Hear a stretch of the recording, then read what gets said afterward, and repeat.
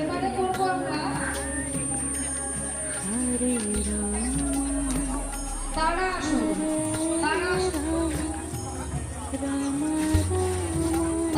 তারা আসন করার জন্য হাত মাথার উপর নিয়ে উল্টে দিয়ে সোজা পায়ের পাতার উপরে আমরা দাঁড়াবো।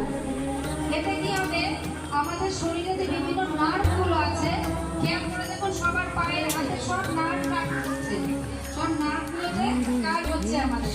অর্থাৎ এই যে এভাবে আমরা করছি, আমাদের সম্পূর্ণ রগ যে রগগুলো সেগুলো সাথে কি হচ্ছে, সাথে আমাদের শরীরে ব্যালেন্স আসছে, আমাদের গোটা শরীরের ভাগ এই মাত্র 10টা আঙ্গুলের উপরে আছে। এটা আমরা 10 বার করবো। নিঃশ্বাস নিতে নিতে উপরে উঠবো, নিঃশ্বাস ছাড়তে ছাড়তে নিচে নামবো। 1 2